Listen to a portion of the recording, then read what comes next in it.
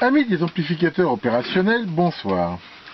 Ce soir, une petite vidéo très courte pour répondre à la question d'un internaute qui m'a demandé qu'est-ce que ça voulait dire dans un vieux datasheet qu'il avait regardé, Latch Up Free. Ça s'écrit comme ça. Latch Up Free.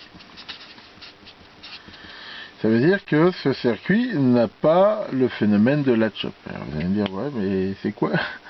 Et c'est quelque chose qui, je pense, rappelle des très vieux souvenirs à tous les ingénieurs et techniciens qui ont travaillé avec les tout premiers amplificateurs opérationnels, car quand on marque ça dans un datasheet d'un amplificateur opérationnel, ça fait référence en fait à des tout premiers amplificateurs monolithiques qui existaient, à savoir le 709, alors qu'il existait LM709, là c'est un français, un clone, un SFC 2709, donc voilà, alors il existait en différents boîtiers et tout ça, et ça a été vraiment un des premiers amplificateurs opérationnels monolithiques qui a été très largement utilisé dans l'industrie, mais il souffrait de différents problèmes, enfin assez multiples en fait,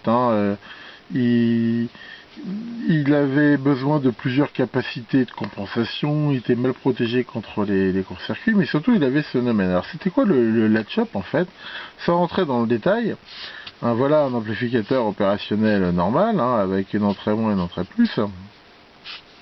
Et normalement, on s'arrange dans les montages pour que les deux entrées soient quasiment au même potentiel, parce que si c'est pas le cas, de toute façon, l'ampli va être saturé à mort.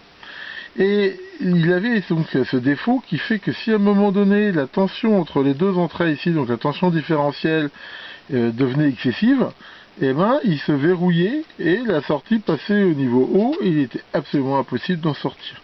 Bon, je vais pas rentrer dans le détail, c'est en gros à l'intérieur on pouvait dire que c'est une sorte de bascule, ou on va dire de thyristor parasite qui se faisait, et quand ça arrivait, il se bloquait, et la seule façon d'en sortir, c'était de faire ça à la Jurassic Park, c'était de tout couper et de le rallumer.